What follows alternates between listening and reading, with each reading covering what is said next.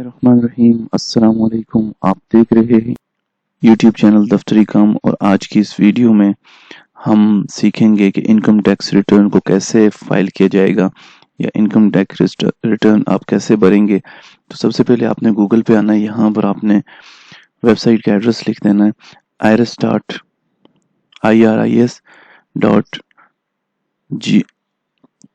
iris.ajkirdgov.pk लिख के आप इंटर करेंगे तो आपको कुछ इस तरह का व्यू मिलेगा।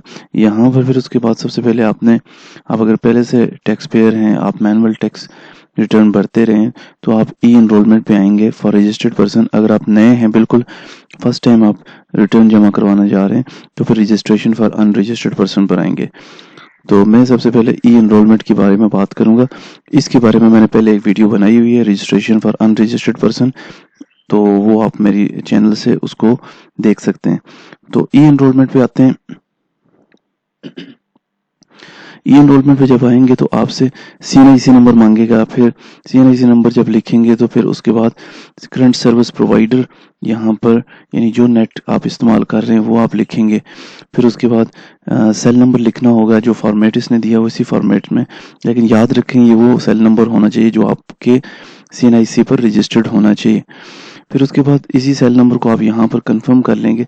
फिर यहाँ पर जीमेल एड्रेस लिख देंगे। फिर इसी जीमेल एड्रेस को यहाँ पर कंफर्म करके यानी दोबारा लिख देंगे। फिर यहाँ पर एक कोड दिया होगा, कोई डिफरेंट कोड भी हो सकता है, उसको आपने यहाँ पर लिखना है। अगर यहाँ से कोड आपको समझ नहीं आ रहा तो फिर आपने यहाँ से चेंज कर लेना है। तो याद रखें, जो कैपिटल है कैपिटल लिखेंगे, जो स्मॉल है स्मॉल लिखेंगे और जो नंबर दिया होगा वो नंबर लिखेंगे। उसके बाद सबमिट पे प्रेस कर देंगे। आपको ये दो तरह के कोड देगा, एक आपके मोबाइल पे वेरिफिकेशन कोड आएगा और एक आपके ईमेल एड्रेस पर जो आपने यहाँ पर दर्ज की होगी। इन दोनों से आपने ये दोनों इन दोनों जगहों से वो वेरिफिकेशन कोड आप देख के यहाँ पर लिखेंगे और उसके बाद ओके कर देंगे तो ये आपके वेरीफाई हो जाएगी। फिर आपकी ई एनरोलमेंट हो जाएगी।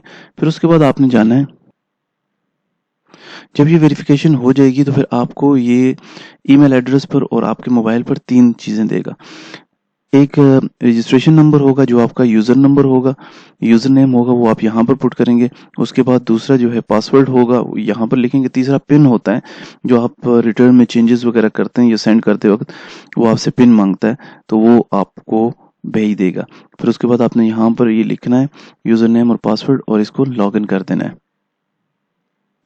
जब लॉगिन करेंगे तो आपके पास कुछ इस तरह का व्यू आ जाएगा। उसमें सबसे पहले आपने जाके माई प्रोफाइल में प्रोफाइल को अपडेट करना है। मैं शॉर्ट तरीके से बताता हूँ।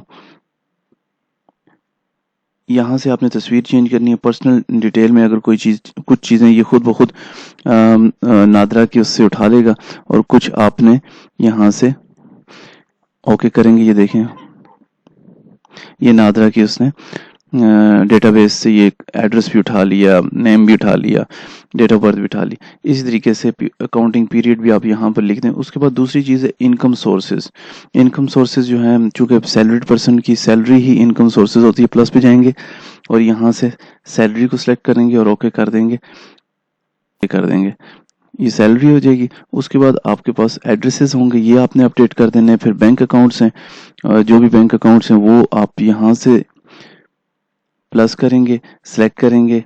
सबसे पहले टाइप अकाउंट क्या है, अकाउंट है तो अकाउंट पे सिलेक्ट करेंगे। फॉर्म क्या है, दूसरी चीज़ फॉर्म आ जाएगी कि आपका अकाउंट करंट अकाउंट है, सेविंग अकाउंट है, वो देखेंगे। तीसरा जो है, यहाँ से आपने बैंक या इंस्टीट्यूशंस को सर्च कर लेना है विद ब्रांच। जब आपके वो बिल्कुल एग्जैक्ट आपका अकाउंट ब्रांच नेम आ जाएगी तो आपने इसको यहाँ से सिलेक्ट कर देना है और उसके बाद फिर वो आपसे दो इसमें मज़ीद चीज़ें मांगेगा, एक IBFT नंबर और एक IBAN नंबर। ये आपकी चेकबुक के ऊपर लिखा होता है, अकाउंट नंबर मुकम्मल होता है, वो वहाँ से देख के आप लिखेंगे। फिर उसके बाद करेंसी यहाँ से PKR सेलेक्ट कर दें। कैपेसिटी जो है यहाँ से, चूँकि आपका अपना अकाउंट होगा तो ऑनर पे सिलेक्ट कर दें। फिर उसके बाद चूँकि ऑनर है तो ये 100% शेयर आपके होंगे, ओके कर देंगे तो बैंक डिटेल भी आपकी कंप्लीट हो जाएगी। यहाँ पर सारी की सारी आ जाएगी। उसके बाद आप आएंगे एम्प्लॉयर पर, यानी आप किसके लिए काम करते हैं, प्लस पर आएंगे। प्लस पर आने के बाद यहाँ से आपने अपना इंस्टीट्यूशन सर्च करना है। यहाँ पर हम लिख देते हैं एग्रीकल्चर और इसको सर्च कर देते हैं। सर्च करेंगे तो यहाँ पर रजिस्ट्रेशन नंबर, नेम और आ जाएगा, इसको सिलेक्ट कर देंगे तो ये आ गया। उसके बाद डेट ऑफ अपॉइंटमेंट आएगी, वो आपने यहाँ पर लिखनी है। लेट्स सपोज कि यहाँ पर हम लिखते हैं और ये भी ऐड हो जाएगा। उसके बाद अगर कुछ अटैचमेंट्स हैं तो आप यहाँ से अटैचमेंट्स कर लेंगे, जो एविडेंस आप साथ अटैच करना चाहते हैं, और ये वेरीफाई चेंजेस कर देंगे। तो जब वेरीफाई चेंजेस करेंगे तो ये आपसे पिन मांगेगा, तो पिन आपके पास जो पहले आया होगा आपने वहीं से देख के पिन लिख लेना है और उसके बाद उसको वेरीफाई कर लेंगे। वेरीफाई करेंगे तो ये सारे का सारा इसमें चेंजेस आ जाएंगे। फिर उसके बाद आप आ जाएंगे, इसको क्लोज कर देंगे।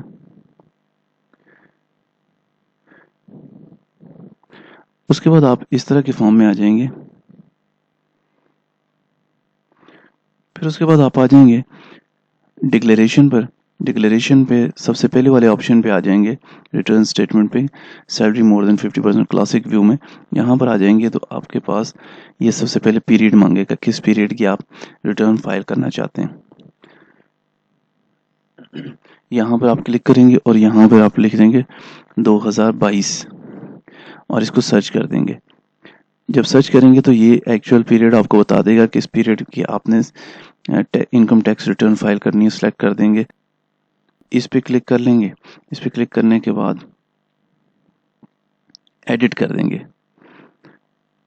फर्स्ट टाइम ये ऑटोमेटिकली आपके पास ये आ जाएगा जब आप पीरियड इंटर करेंगे।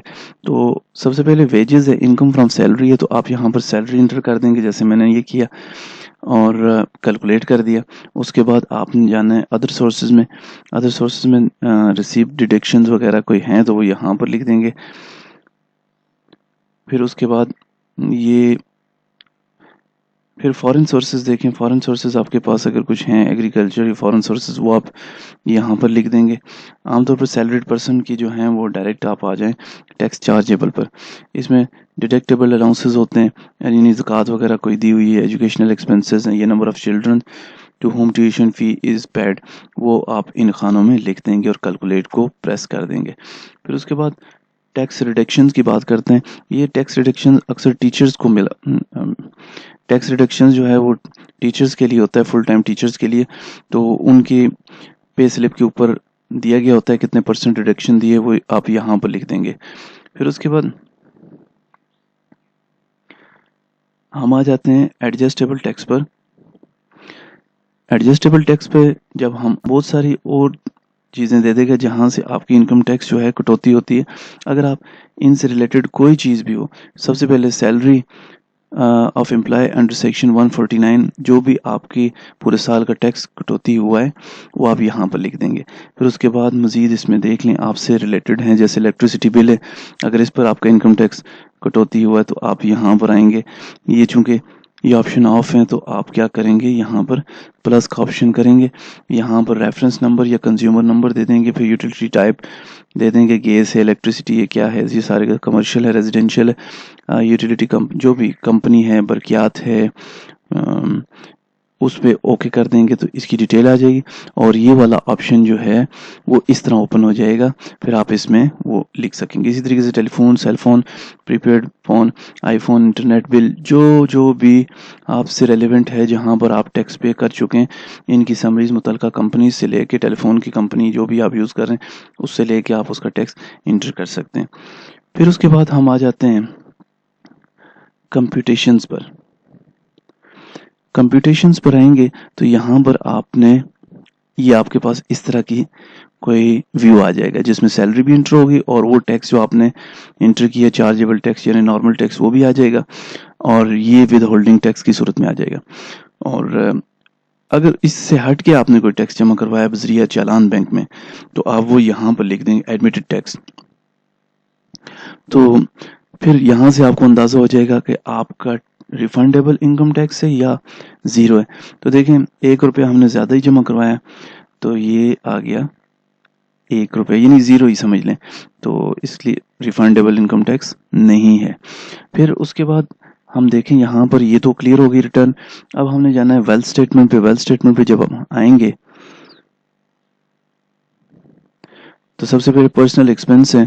पर्सनल एक्सपेंसेस जो जो आपने किए हुए हैं, यानी टैक्सेस आपने जो पे किए हैं वो यहाँ पर लिख देंगे। Travelling, electricity, water, gas, telephone, insurance, medical, जिस हिसाब से आपके अखराजात हैं आप लिखें। याद रखें कि ये अखराजात जो हैं वो आपकी आमदन से ज़्यादा नहीं होने चाहिए, फिर उसको जस्टिफाई करना थोड़ा सा मुश्किल हो जाएगा। मैं मुतफरक 4 लाख कर देता हूँ। फिर उसके बाद हम आ जाएंगे पर्सनल एसेट्स पे। पर्सनल एसेट्स में अगर आपके पास एग्रीकल्चरल प्रॉपर्टी है तो आप यहाँ पर प्लस के साइन पर क्लिक करें और यहाँ पर एड्रेस दे देंगे। फिर जो जो मालूमात इस कंटेंट्स में आनी है वो आप लिख देंगे कि किस एरिया में कितना है, फ्लैट नंबर क्या है, प्लॉट नंबर क्या है। ओके कर देंगे। ओके करेंगे फिर ये अमाउंट वाली सेल ओपन हो जाएगी, यहाँ पर उसकी अमाउंट लिख सकते हैं। इसी तरीके से कमर्शियल, इंडस्ट्रियल अगर कोई है, नॉन बिजनेस, वो भी आप यहाँ पर लिख देंगे। फिर इधर आ जाएँ, अगर आपके पास कोई एनिमल वगैरह है लाइफ स्टॉक की सूरत में, उसकी मालियत आप यहाँ पर लिख देंगे। फिर इन्वेस्टमेंट, नॉन बिजनेस है, अकाउंट वगैरह जो भी पैसे हैं वो आप यहाँ से प्लस में जाएंगे और यहाँ पर बैंक अकाउंट नंबर लिखेंगे और अकाउंट जो जिस नेचर में भी है, कैश की सूरत में है या बॉन्ड की सूरत में, सर्टिफिकेट की सूरत में, या फिर नेम ऑफ इंस्टीट्यूशन यानी बैंक का नाम भी लिखना है, करंट है, सेविंग है, ये सारी की सारी इस कंटेंट्स में हाईलाइट करके दी हुई है। मालूमात आपने इसके मुताबिक फिल कर लेनी है।